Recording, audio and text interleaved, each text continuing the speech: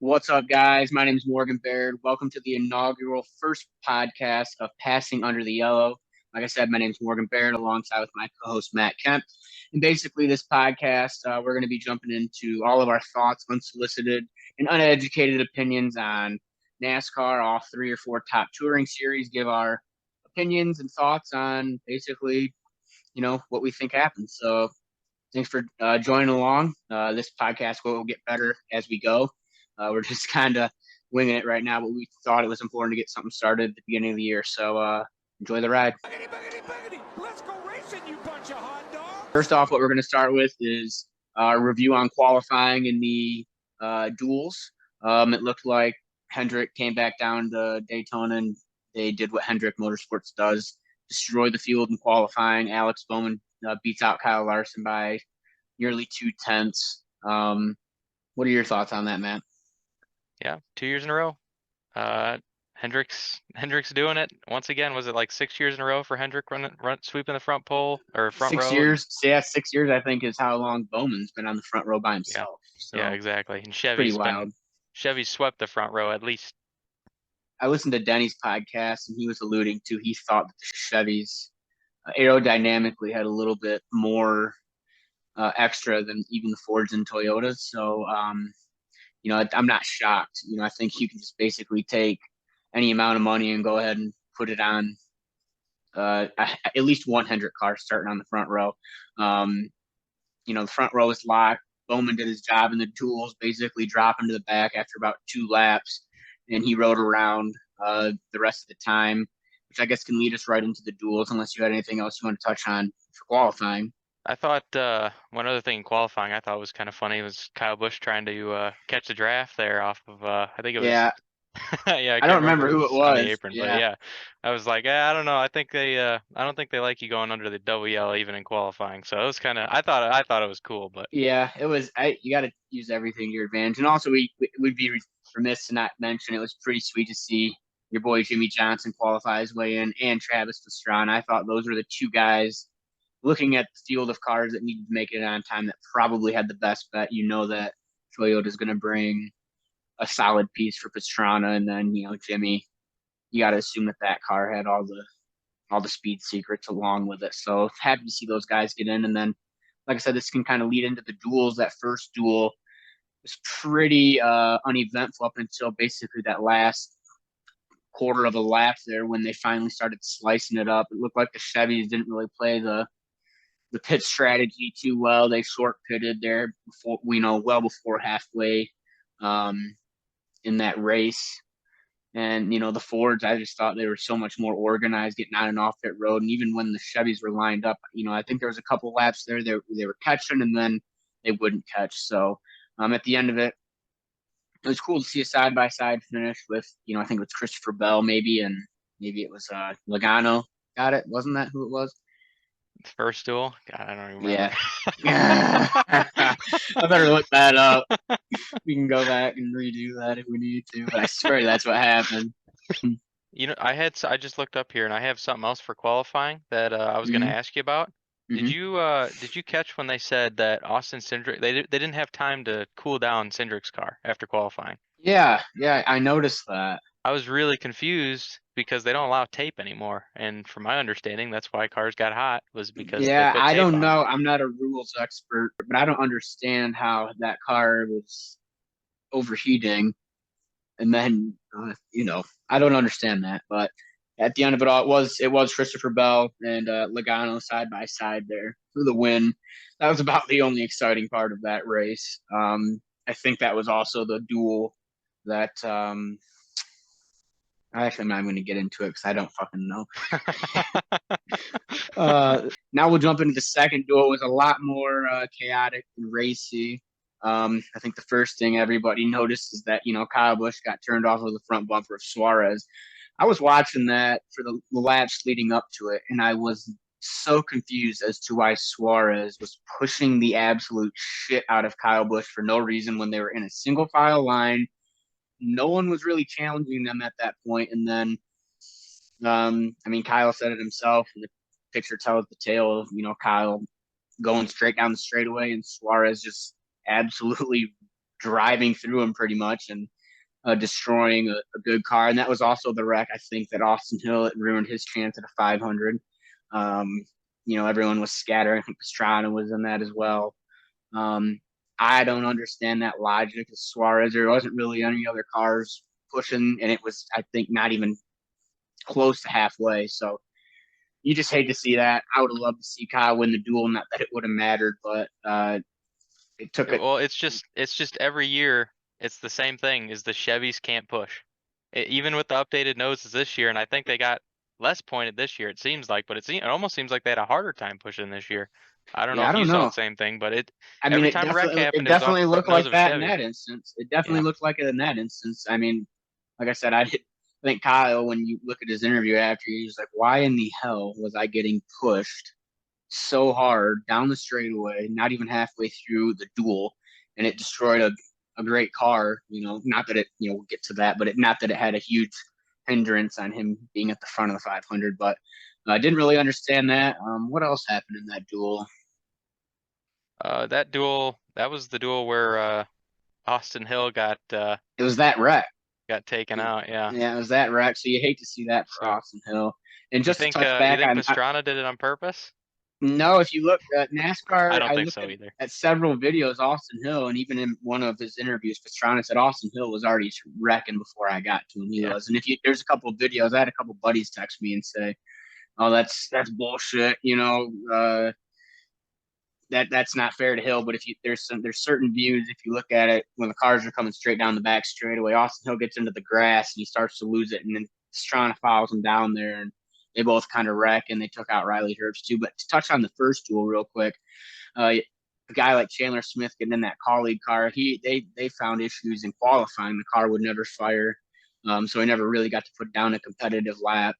I think that car might have been the only other car other than Jimmy and Travis that might have been able to qualify its way in on speed. And then in the duel, he screwed up on pit road, got himself a lap behind, and of course the race goes green all the way to the end. He never had a chance. So tough, but he's got a whole season of Xfinity in front of him. I'm sure he'll be just fine. Yeah, no, I feel like the whole first part of the weekend was just basically everyone saying, "Oh, why don't we have practice before qualifying?" And Yeah. when those problems happened in qualifying for a couple guys, I think it was Daly and Chandler both Yeah. just. I don't think Connor didn't even get a time, did he? No, I don't. Chandler No, he even get a didn't. time? And I think Chandler got a time. Chandler, I think he did, but it was so It's just so slow. It slow. was Yeah, like way terrible. off the pace. But yeah, I mean, Connor Daly, the first time in his car, was in the duels, and it showed him coming off pit road, and it looked like the shocks and that thing were bouncing up and down like a doom buggy. And he's like, I know I don't drive these cars often, but that doesn't feel right. So, and yeah, just to allude back to qualifying for a minute, I don't understand how NASCAR dictates that the largest event of the year has no practice. I would probably be saying this a lot, maybe throughout this podcast and all of them to come. I just want to talk to the people at NASCAR that make the decisions like that and just get their logic on it. And I'm sure it's going to come back to the team saving money, which I get. But I mean, if you allow every team one set of tires to go out there and do, 8 to 10 laps just to shake the bugs out of it, it's not like these teams can't afford it. They know they're going down there to spend money. Like I said, it's the biggest event of the year. I think the total purse this year for the 500 was around $26.5 million. So everyone's going to be fine. Obviously, like I said, people go down there. They know if you can even finish the race with a half decent car, you're probably going to end up in the top half of the field. So I don't understand that logic. Just would really like to know who makes those decisions and how they're made, and if the teams are involved in those decisions or have anything run by them, or they just get the rules and they say, "Oh, we don't have any practice." So that's the only other thing about qualifying I was not massively a fan of. No practice. The day before, the day of qualifying didn't make any sense to me. So how about some ARCA? All right, yeah, we can jump right into the ARCA series. I felt like there was well, first of all, I think it was the most competitive ARCA field that I've seen in quite a few years, but there was a lot of wrecks. Yeah, without a doubt. Most of the time, at least from what I can remember, the ARCA series, it's everyone jump on the bottom and follow the leader, and that's basically it. But it was super competitive. I felt like felt like there was definitely a couple of drivers out there that were struggling to hold a line. I won't name any numbers because I'll get probably yelled at, but or someone will be upset. I don't really care if anyone. This is opinionated. If you hate it, you hate it. You love it, you love it. I'm just giving you my opinion. So you're more than welcome to hate me in the comments and tweet at me if you're one of those people. But there are definitely a couple of drivers out there that had fast cars, that just they'd get up there and you could tell the air would make a huge difference. And it's just part of it. I can't really talk because I'm not out there. I sure wish I was. It's easy to sit back and throw stones, from this far away. But from what I saw, it was a good race. It was more competitive. It's most of the time you see the Venturini cars jump out front, all three or four of them, and they're just gone. That didn't really happen. With all due respect, I just think it's kind of the lack of drivers and talent right now that Venturini has. I think Jesse Love is by far and away the best driver at Venturini.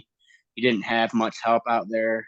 I know the other KB, Kyle Busch Motorsports car. Who drove that car? Mozak, I think. He spun out late in the race, came back to have a decent finish. Frankie Muniz he did better in his debut than I originally would have thought. He ran in the top 10 most of the day. He went from Maybe like not most of 30th. it. He went from like 30th to 11th there on that like last few laps. It was like Yeah, that's pretty I good. think 12th or so. Yeah, he did pretty well. A lot of guys did. Daytona obviously is a massive equalizer, and it was good to see a pretty competitive race from that standpoint.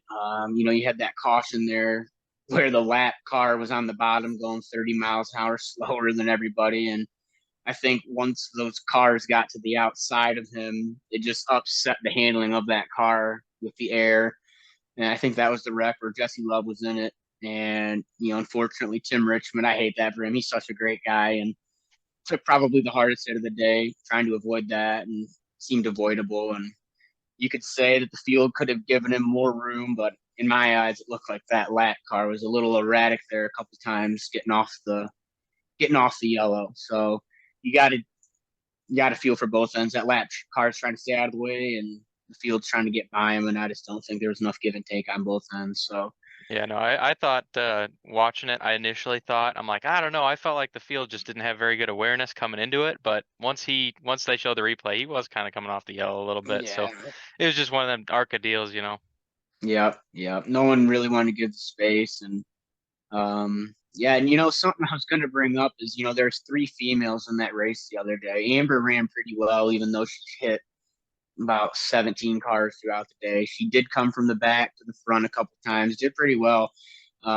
Definitely, led the pack for the females, but I almost forgot Natalie Decker was in that race. They did not mention her one time on the broadcast.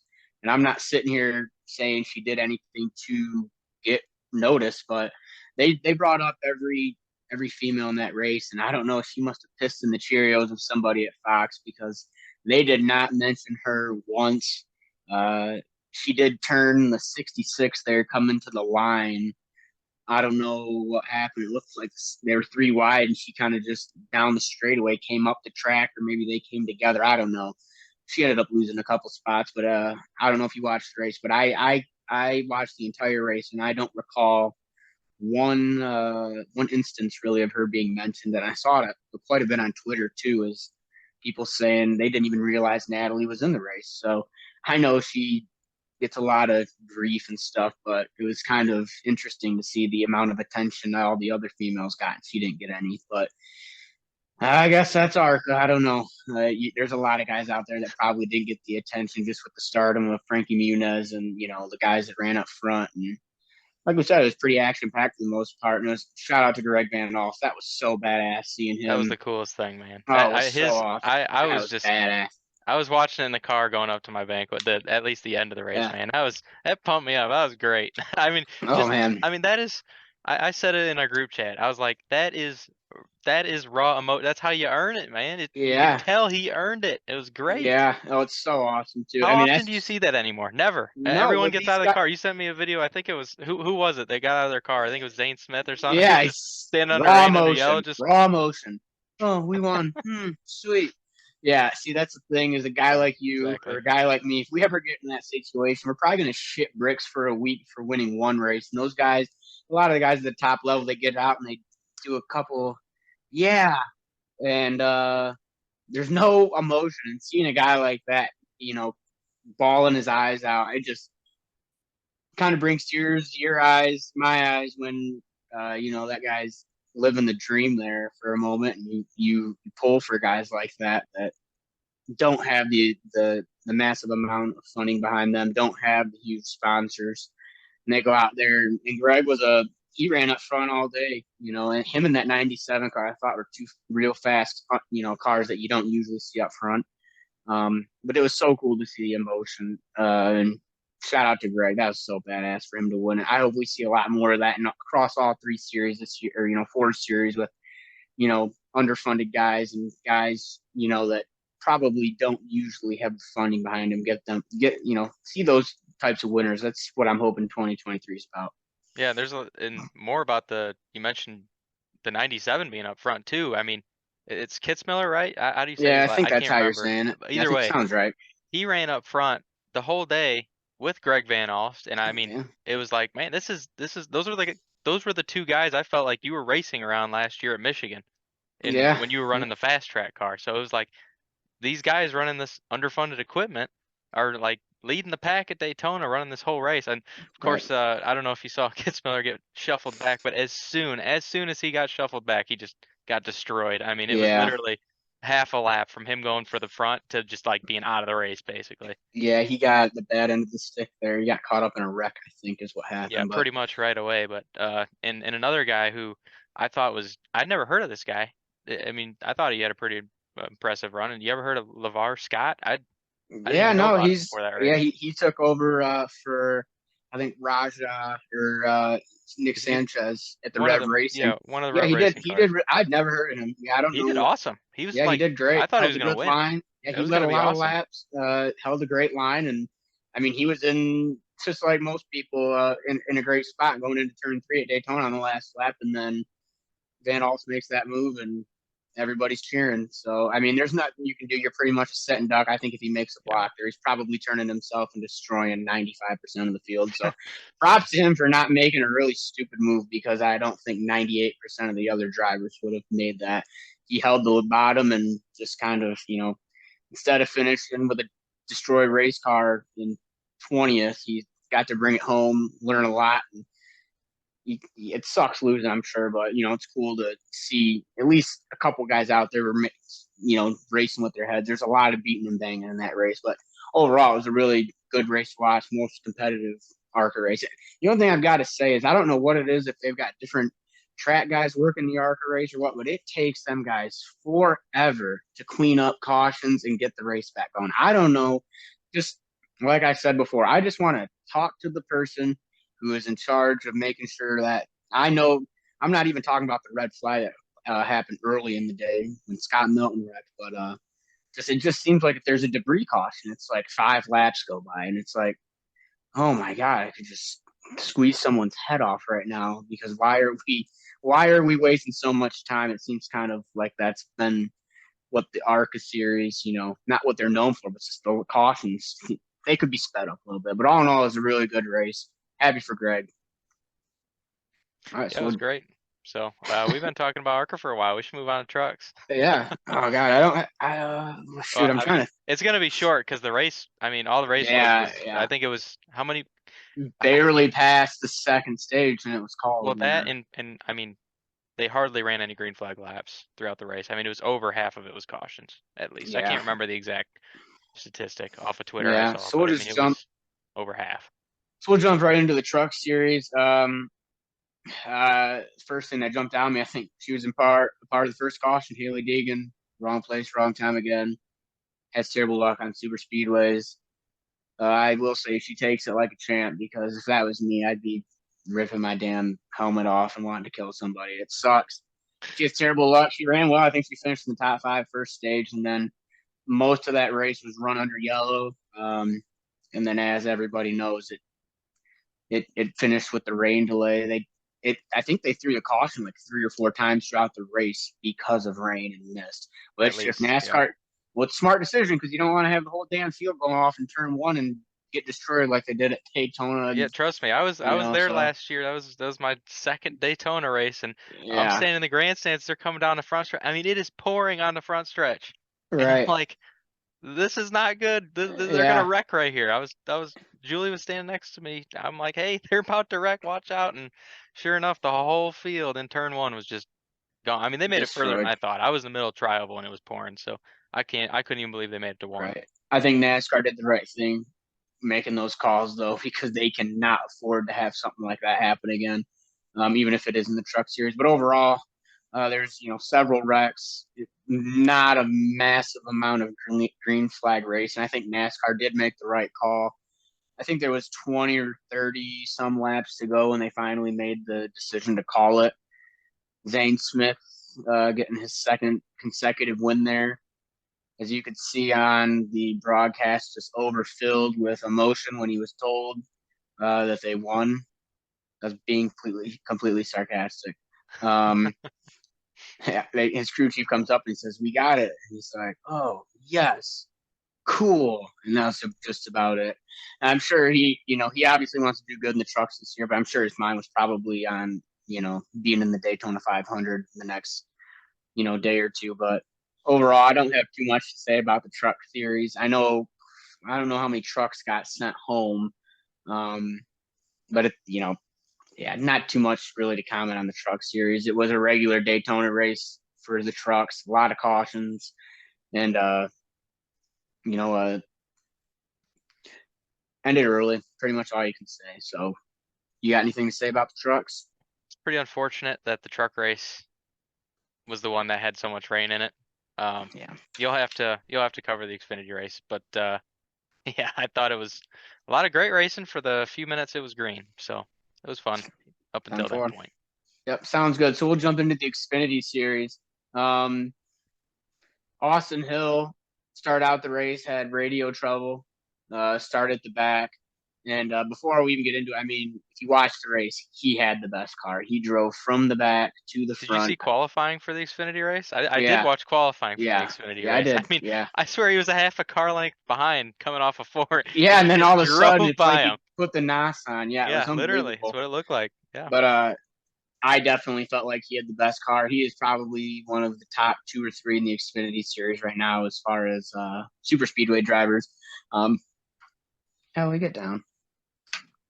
It's, um, early in the race, Daniel Hemrick can't buy luck again. That was basically his whole ever since he left JGR. Not that he's ever had a stellar, massive career with his one win, but gets That win was a destroyed. big one. It was a It big win. it's a big one hit wonder kind of type stuff, unfortunately, but gets destroyed early in the race.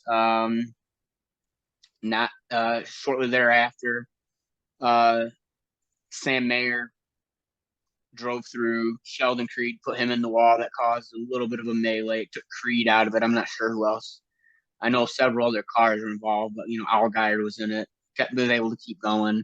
It looked like on the replay, Mayer just kind of never got off of Creed, and Creed was checking up because he was coming up to the car behind him, and it just bad push there, hook bumpers. So hated it for him. I think Creed's pretty underrated. I think he can do really well. On the tracks where it's driver, he does really well. So hate it for him, but other Hey, than that, I everyone don't. forgets he was the second one to try the Chastain move or the wall ride move. Yeah, he was. Well, first technically almost. Yeah, after Larson did it. Yeah, well Uh, he went. I think he might have gone harder than Larson did on it. yeah, yeah, he did. He left a lot of sparks out there at Darlington when he did it. I don't recall any other from the replays I see. I don't think there's any other big wrecks in that Xfinity race. Obviously, everyone's talking about the finish, and I don't know if you've seen the video of it, but I mean, let me see. Well, actually, before that, let's back up. With 2 laps, the last 10 or 12 laps, everyone's running in a sync. I don't know what it is about the Xfinity series, but when there's anything 20, 20 laps going under, everyone goes to the top line at Talladega and Daytona. I don't understand why. Everyone's riding around.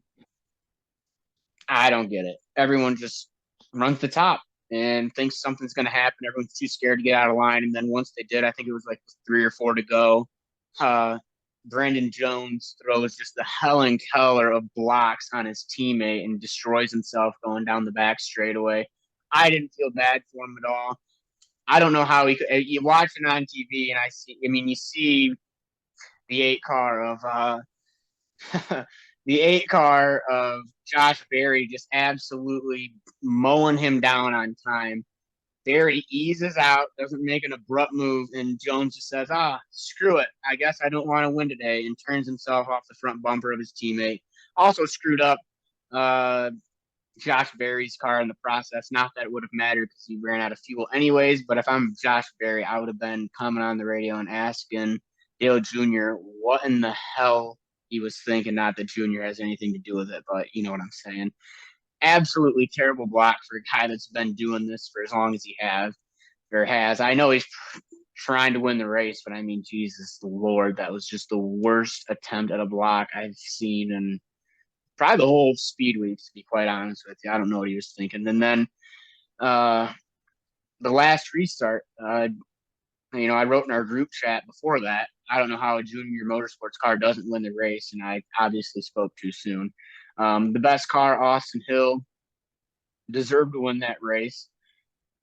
I watched that replay of the last lap off of 2 several times, and I even wrote into Bob Cockers asking how they deemed that the 20 car and the 7 car, neither of them got a penalty for, the 7 even, forcing the 20 down or the 20 going below the yellow. And I guess NASCAR, and this will lead into one thing, but I guess NASCAR deemed that they were avoiding the wreck. But if you watch the replay slowly, I'm pretty sure the 20 is already making his way down below the yellow line, and the 7's coming down before the wreck happens. You'd have to really watch it. And then here's a big shout out to Fox Production. We're waiting for 5 minutes to see who wins the race. Austin Hill's the winner, and here's basketball. Sweet production. I don't know. I'm sure it was a quick off air because the race ran long, but they didn't give any explanation really as to the decision. They showed a replay saying this is where Austin Hill was. This was the time of caution, but they didn't give really any explanation on why the hell the 7 or the 1, either the 7 or the 20 wasn't black flag. And I think you got to have the yellow line rule, but they did a terrible job at, the production team just doing a quick off air, not giving the fans any type of answers. I know social media was blowing up about it. I'm not here to argue with it. I'm just giving you my opinion as to what I thought. And I know, Matt, you said you didn't see much of the race. No. I assume that you probably saw all the collecting hardware. Yeah, I don't exactly. But I'm sure if you saw the last lap there, I saw the finish. I'm just glad that Austin Hill had saved a little bit of nitrous from qualifying there at the very end, because that's about what he needed to win the race. Something else I wanted to touch base on, and I know this is going to be rather controversial. I have been an advocate for the past several years as if there's a wreck on the final lap of a super speedway on the exit of turn 2 and beyond, there's no reason the field should not be able to finish the race under green. And my example for that would be obviously it was a pretty severe wreck with what happened with Mayer going over. He went over, did a slight roll onto his, onto all 4 wheels. And I know NASCAR's, view of that is they have to be worried about the safety of the drivers. Totally get it. But let's look at this from a different perspective, okay? So let's say that it's a stage, it's a race going on, and they're coming to the stage end. And as soon as that stage is over at the super speedway, the drivers immediately back out of it.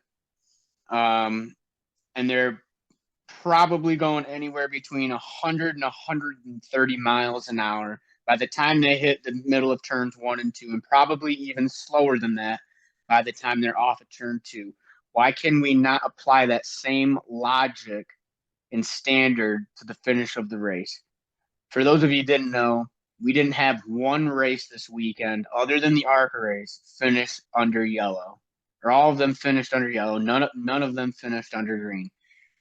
For the biggest events of the year, we spend, 6 months probably promoting this. NASCAR spends so much money promoting the 500, and we can't give the 120,000 people in the stands a green finish and all the people that come and watch the race.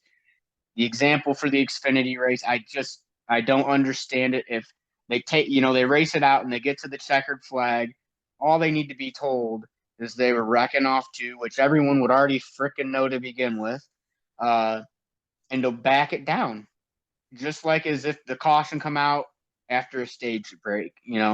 That's how I compare it. Is if the wreck happens from the exit of turn 2 on, the race should be dictated by the finish line, not a time score loop.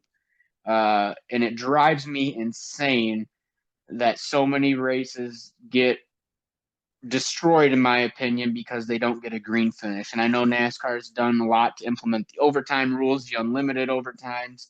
I saw Dale Jr. tweet today that he didn't necessarily agree with having the overtimes or, ending under green.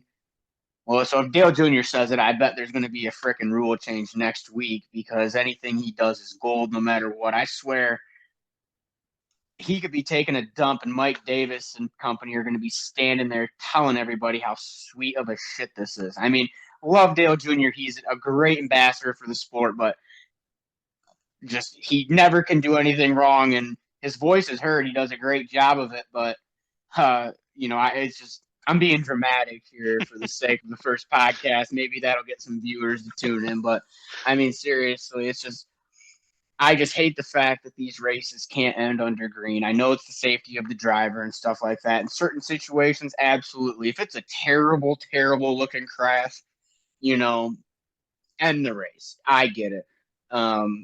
It's so situational, but like I said, if we kind of hold the standard to the drivers, it's off turn 2 and on, the race is going to be a green finish. And if the wreck is between the tri-oval and the 3/4 mark at turn 2, all right, well, then we throw the yellow and then we know. But NASCAR's argument and everyone in the media's argument is going to be, we know the rules, the next flag ends a race. It's just, I hate it for the fans. It's so frustrating that we can't get a super speedway finish under the green flag. ARCA, hey, congrats to ARCA. They're the only ones that could freaking handle it this weekend, because,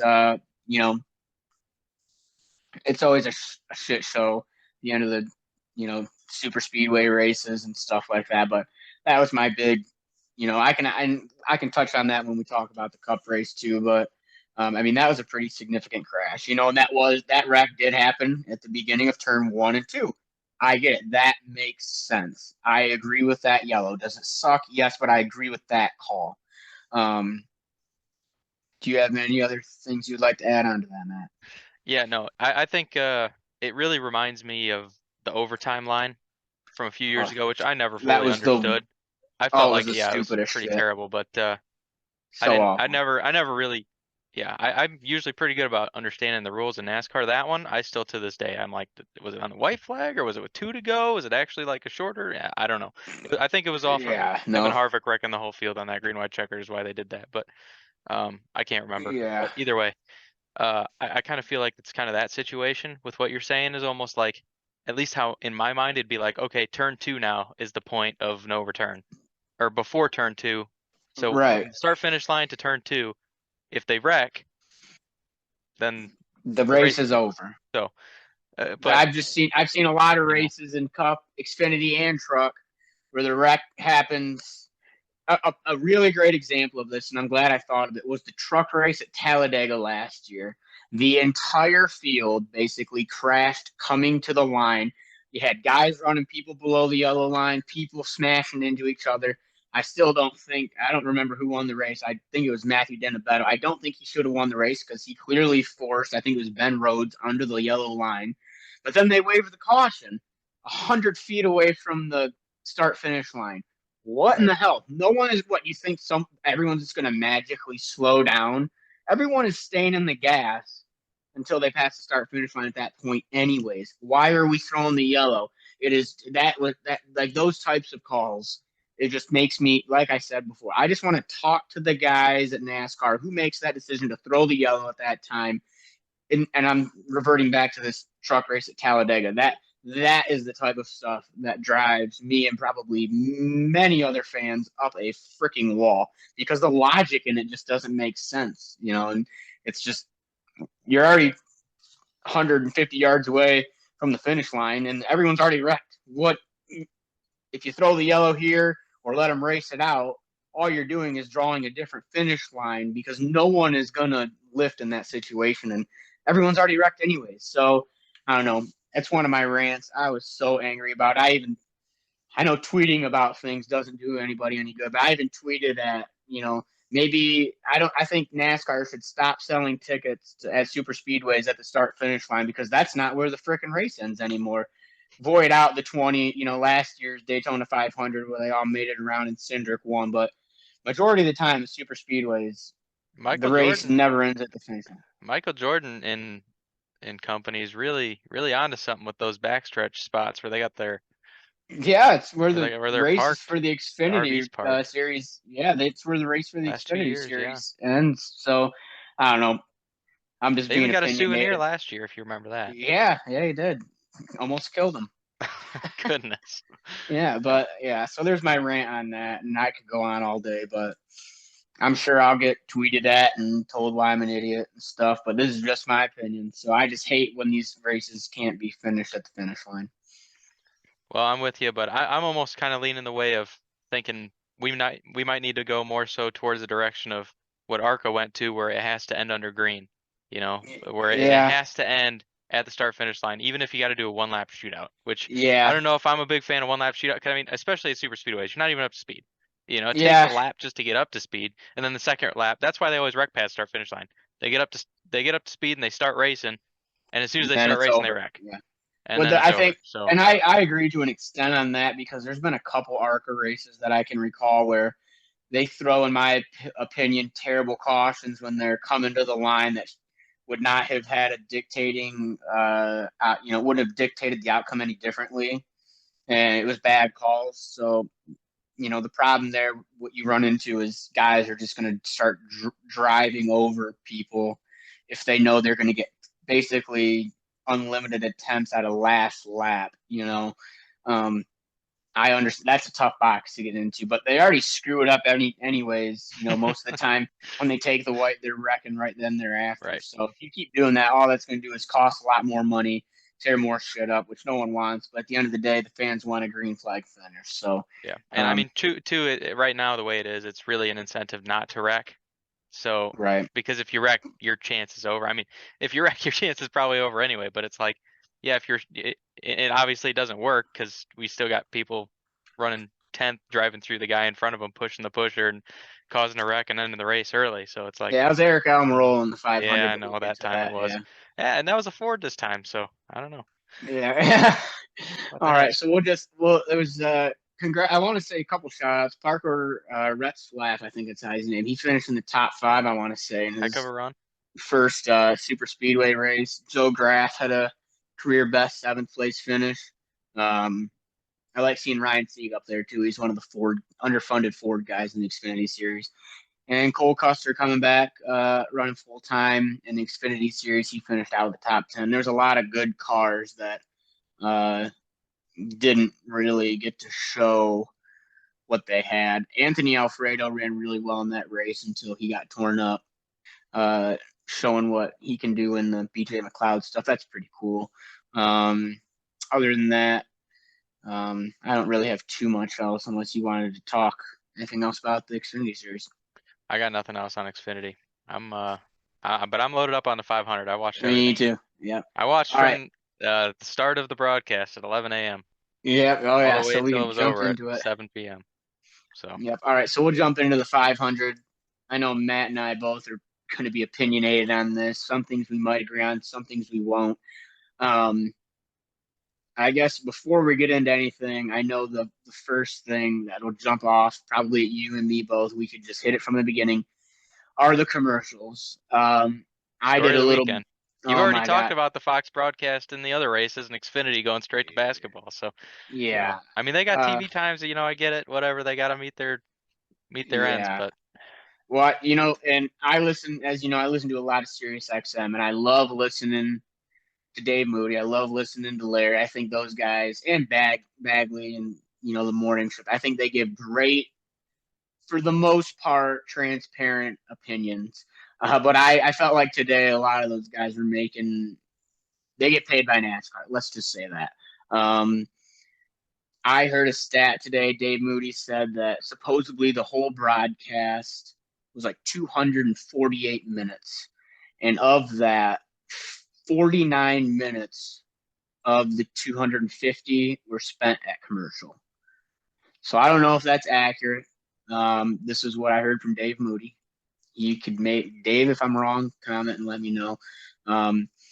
And like I said, these guys, they're always, in my opinion, not always, but they're going to take the side of NASCAR. And I get it. It's the biggest event of the year. These are where the most people are watching. So the TV and the broadcast have to put something together. And another interesting stat that I saw yesterday night was with the amount of commercials we had. It equaled out to every 11 green flag laps, there was a commercial, is what I saw.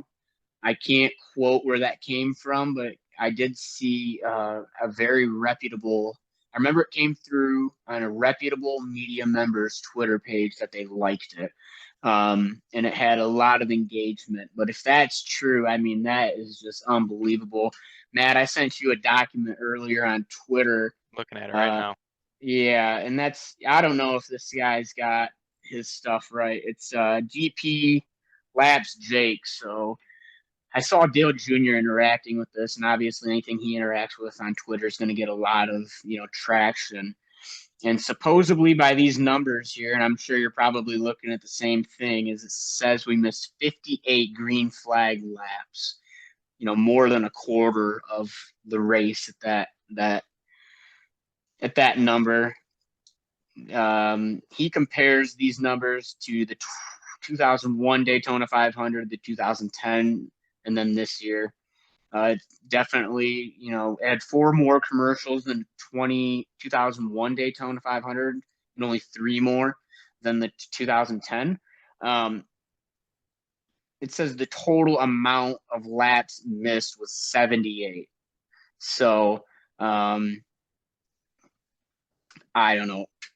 You look at these numbers and it's not that far off from the 2001 numbers, but it just seemed so much worse. I mean, it would just seem like not even every 10 laps. Like I said, the stat that I'm referring to that I unfortunately I couldn't cite.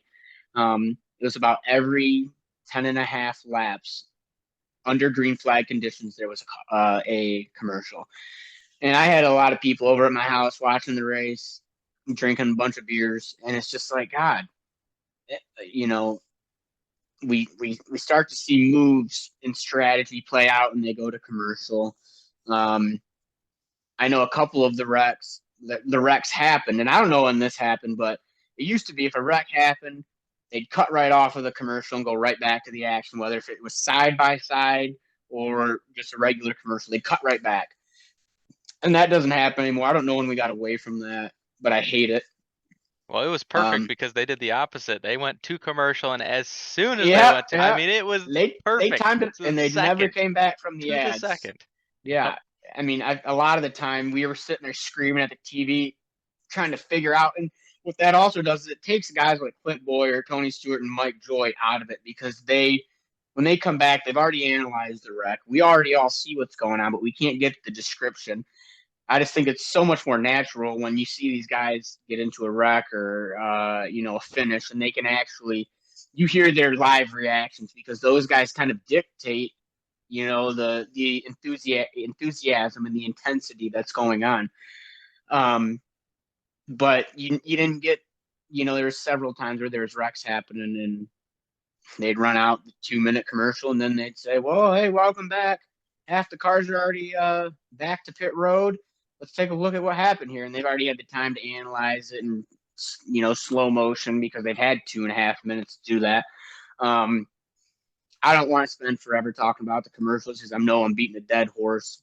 I understand why we got to have them, but this year it seemed so much worse. And another thing I'll allude to that Moody said, well, I bet you didn't realize the last 30 minutes of the broadcast there was only like one commercial. Well, shit, I hope, Dave, because we just watched for the last 2 hours of every 10 laps there was a commercial. So I hope we got them all out of the way. And I get it. It's a lot of the stuff, Fox's production. It was a storyline all weekend. It took a lot of shit from media members. I saw, obviously, the fans were critiquing it right now. It's easy to sit back, but I really wish they'd also get rid of those damn action figure looking drivers. They look terrible. I know the drivers don't like it. What are they trying to prove? I mean, just what's wrong with an old fashioned picture of the driver? I think NBC, that's something they blow Fox out of the water with, is their, those types of graphics. I don't know who at Fox makes those decisions, but no one is in favor of that. I don't know where they got this concept. I thought after last year, with the amount of shit that they got for it, they wouldn't bring it back, but they doubled down on it, made guys uglier and dumber looking, and now here we are. We got a whole another half a season to deal with it. So it is what it is. We'll get away from the commercial stuff unless there's anything else you've got to say. NBC graphics are far superior. I would agree with that. Awesome. So I guess we can get right into it. I know I think Brad Keselowski won the first stage.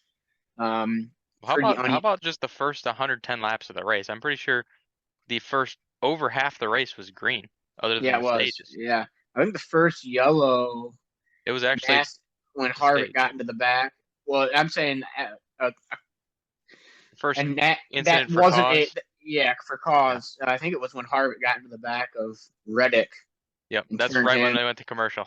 Yep, and we got a commercial right as soon as that happened. So I don't remember in order all of these yellows, but it destroyed I know it killed Reddick's car. Chase Elliott was out of it after that. Blaney, I would have taken a bet that he would not have finished the race. I didn't realize he finished in the top 10.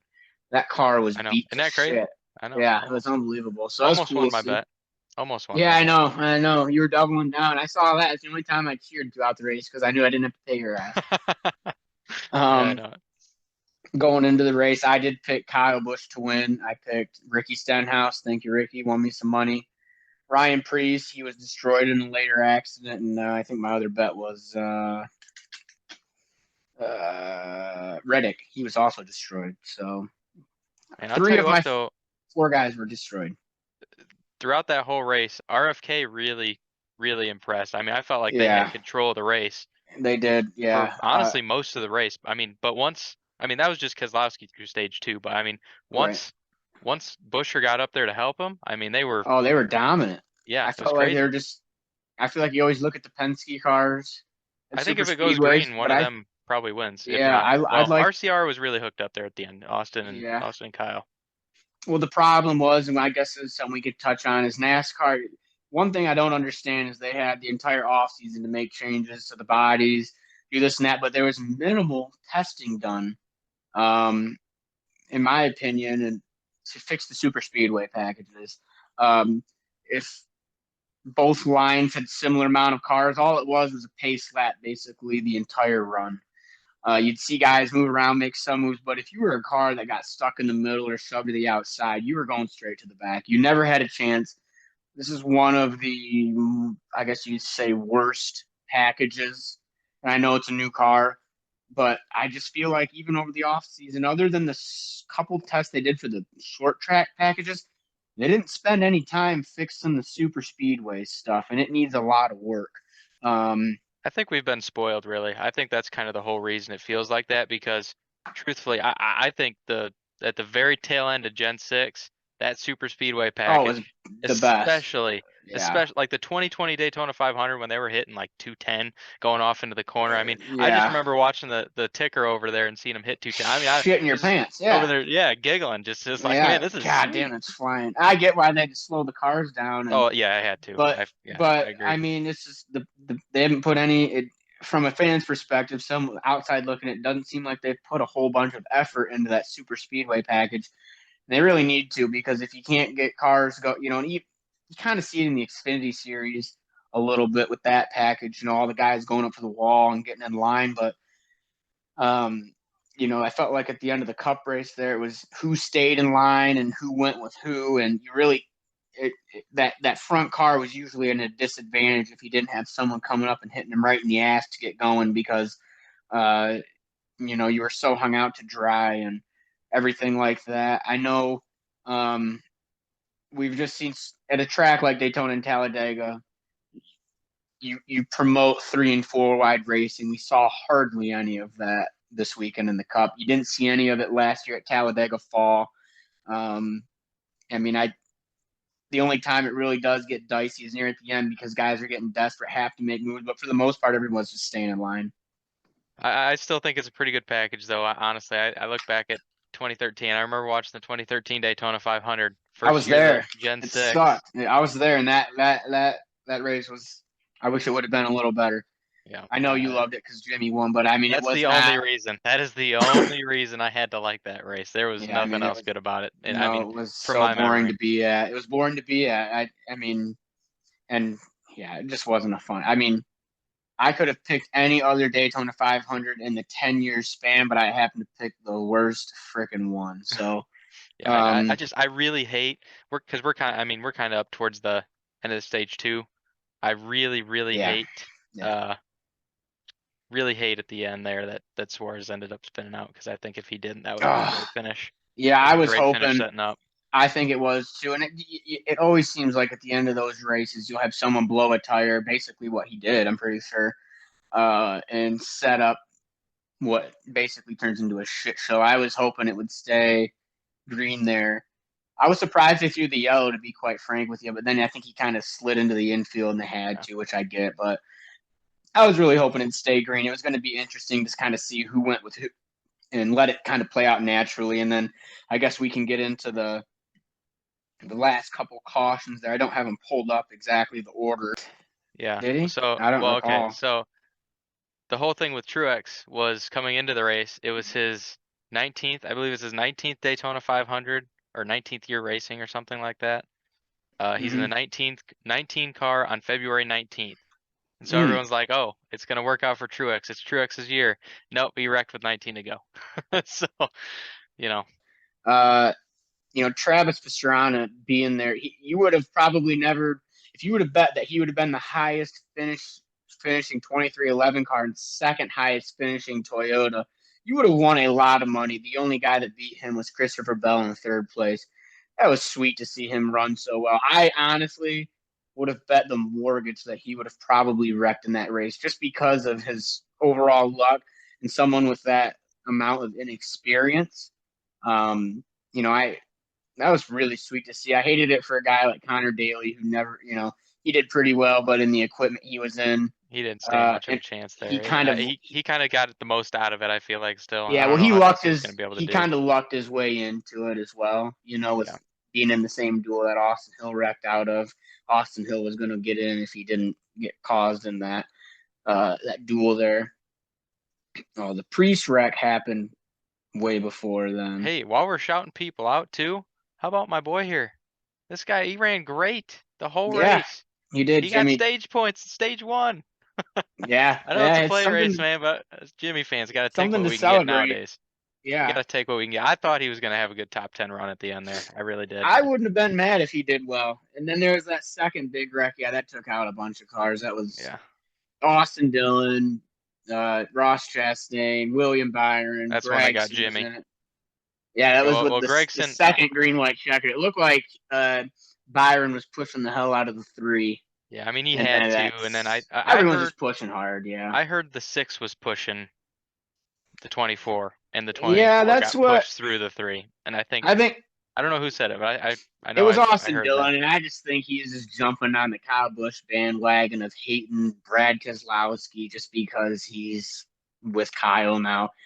At the end of the, I mean, if it's the end of the race, coming to the line, you're trying to do everything. I guarantee Brad's motive there was not, hey, I'm going to push the 24 to the 3 and wreck them both. I Right? don't Yeah, think no, for sure. I get I get his frustration. I don't think that's what the motive was there. No, definitely not. But that wreck, took out Cindric, took out a bunch of guys, and then obviously we go down to the final green white checkered here, and it was anybody's race. I don't know. I was screaming my head off for Stenhouse. I didn't want Joey to win. Uh, I didn't either. I I just, wouldn't have been mad with yeah, Larson, but it was all about who could stay lined up with who there at the end. And I honestly thought they were going to wreck right after the trioval when Larson made it 3 wide. Because Stenhouse was they pretty way, much way did. out there. Yeah, I mean, he was way out there, and Larson makes the move, puts it 3 wide, kind of kills the whole momentum of like everybody and brings the field to him. And then you've got freaking 10 car Almirola driving into the back of, I think that was It Pastrana. was Pastrana. Pastrana, you when you look back at it, Pastrana was really like kind of He in the was in the mix. right lane. He was following Bubba and Kyle Yeah, Busch there on the he top, and was then he was kind of there. I mean, he might have had a shot if they God, yeah, wrecked big enough. Brad Keselowski took a massive shot in that wreck. Larson did, Hamlin did. Uh, yeah, I don't know. It's just pushing on the last lap of the 500. It's easy to be like Eric Almirola, you're a dumbass, but he's just trying to win the race. Yeah, from 10th. I mean, Yeah, it's what I causes it don't know. every year, you know. They never wreck really at the first 3 rows. It's always back further than that, it Yeah, seems like. yeah, and then I mean it takes out literally everyone behind him. Kyle Busch was running fourth, and then the next 4 cars behind him, and just how it falls, everyone gets taken out, and he's one of them. A lot of guys took Um, some big hits. I know yeah, Lars took a big one there, but I guess he was Brad. wearing something too I wanted to touch on was really interesting that I heard him talking about in an interview um just on YouTube in one of those videos, but he basically talked about how he was wearing the mouthpiece that I Oh assume yeah, I saw that that too. Yeah, he well wanted to in that see the that dirt. yeah He for the wears them in the sprint rec cars data. too. Yeah, and that's what he's saying. Yeah. He's wearing them in dirt cars. See about those kind of wrecks. So, truthfully, that's a whole nother aspect. I know Larson does all kinds of racing, and he's just really Hmm. versatile. But like, he's really offering a lot. I feel like to the whole sport just by doing that. Yeah, So that is. that's super neat to me. Yeah, I think that is huge. I think that the amount of that might be something. I'll tell you right now.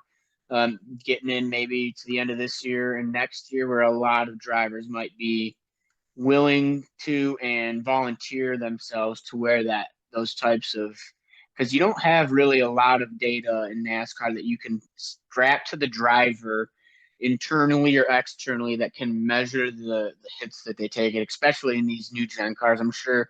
I mean, we discussed a little bit of the duels, but that hit that Kyle Busch took in the duels, you can see his Oh head really gosh, snap man. forward. I mean, you can see the gap between the back of his head and the seat when his head snaps forward. That was a tough hit. I mean, it was a So, lot like Stenhouse's last year. I don't know if you saw that one, but in yeah, 2022 yeah, Stenhouse, I mean, that was kind of scary watching, but like I know safety equipment's kind of designed. I mean, obviously he got out and he's fine, but it's just yeah, crazy looking at. You don't yeah, realize it, you know. It's something you're just like, wow, how do you flex that much and like be okay afterwards? So yeah. No, I think Kyle Larson. It's pretty cool that uh, I don't know what the type of technology is in the mouth guard that it can measure that. But I think a lot of drivers going throughout this year might follow suit and subject themselves to putting something like that, using something like that as a, I think that's how we innovate safety, and that's how we can be better, keeping these cars as safe as possible. So, um, one thing I did notice is you didn't hear too many guys get out of the cars saying anything too bad about the hits. I know we didn't see. I know they were a lot of them were pretty rough, but you didn't really hear many guys, getting out and complaining about the hits. We didn't see anyone directly back into the wall like you normally would at like a Texas or, anything like that. But yeah, you didn't see too many guys complain about that, which I guess is a good sign. I guess no news is good news on a front like that. So with the amount of hits that we saw this weekend, so I know. Um, overall, and I know we touched on this earlier, but that if we could put up a video of that accident, that is a good good example of when the caution absolutely should come out. Comparatively, like I said in that Xfinity race, when they're off at 2 down the back straightaway and they could have raced it out. I hated that the 500 ended like that. I think it was an underwhelming finish. Like I said, I get why it had to happen, but um, I mean that's just kind of the world we're living in. I guess you can Kyle Busch made a comment. Well, I led lap 200. Too bad it wasn't 98. No one wants to see a race end under yellow. I mean, it is what it is, but it's just the biggest event of the year. I think there's a couple ways that the ball was dropped. NASCAR, I think, looking back, can do better. One, you got to have practice for these guys for 20 minutes at least, 30 minutes getting into the before qualifying. I don't know if this is NASCAR's call. I'm sure it's not, but something about all the damn ads. It seems like they sold themselves to they sold their souls to the devil there. Just with the amount of ads that were shown. And I get it, biggest event of the year, but Super Bowl doesn't seem to have any issues of running almost the entire game with minimal commercials, and they're paying millions of dollars to do that too. So I guarantee if there was as many commercials in the Super Bowl as what there was in this NASCAR race, people would lose their damn minds probably. And I don't know the whole stats on that. I'm just talking on my ass a little bit, but I can guarantee if there was a commercial after every 12 plays in the Super Bowl, yeah, they'd be hearing about it. But kind of apples and oranges there, just because. Yeah, for sure. I feel like it's a lot easier for football broadcasts because you really know when the action's going to happen in football, whereas in NASCAR, Right, I mean, you could have a 100 lap green flag run, or you could have 3 cautions in a row. And I mean, right. obviously the cautions are what people want to see because that all that green flag racing kind of leads up to that, and it's like you're just in suspense waiting for something to happen. So Yeah, kind of hard. You never know. You could just go to commercial and a wreck could happen immediately.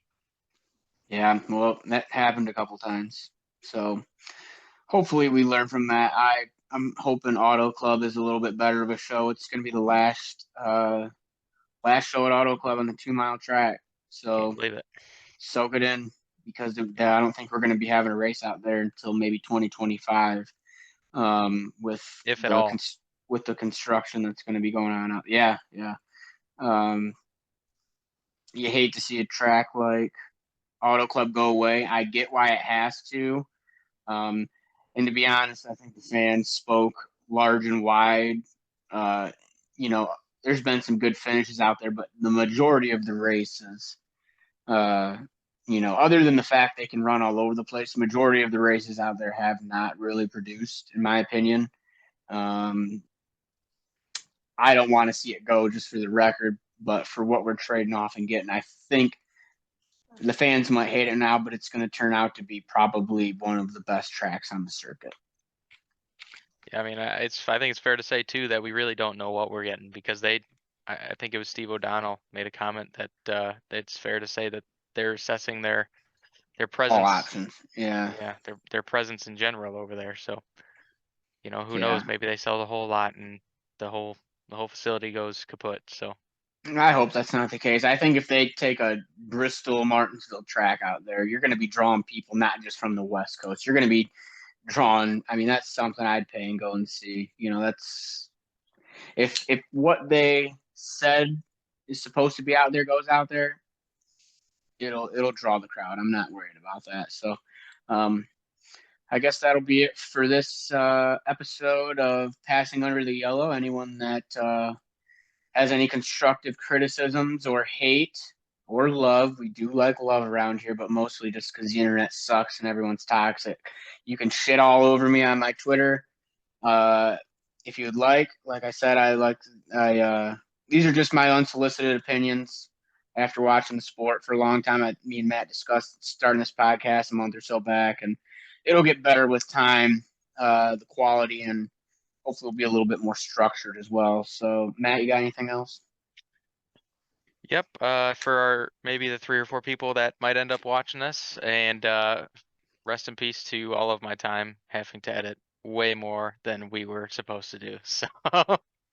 Yeah, I'm gonna try my best to help you. Who's your pick at Auto Club? Auto Club, Auto Club. Give me I want Ross Chastain. He ran well out there. I think He maybe. hit the wall harder than anybody last year. Yeah, I'll take Chastain. It's too early in the year to really know who's gonna be good, but I'll take Ross. What about you, I don't think a lot changes from last year. I think Larson gets it again. Larson? Goes back I to would back. not be surprised. Would not be Really surprised. tempted to take Chase just because it's like he probably was the best car last year, Yeah, and he he kind of got screwed himself over by hitting the fenced by wall a his couple teammate. times, Yeah, and then got fenced by Larson. Yeah, that was not good. But yeah, that's probably. great. I think his radio is really great, but I think Yeah. I think Larson gets it done. We'll see. All Think right. Well, Custer wins Xfinity. Feel like I that's think an he easy wins one. by half a lap. Yeah. Yeah. So All right. all Well, right. everybody, thanks for watching. Passing our yellow. This was our inaugural episode, and hopefully it goes up from here. So thanks for joining along, everybody. See you next week. Love it when it's four wide, love it when it's fast, love it when the leader's caught, the pack is moving past, love it when they're making lots and lots of noise, can't wait to hear the double say.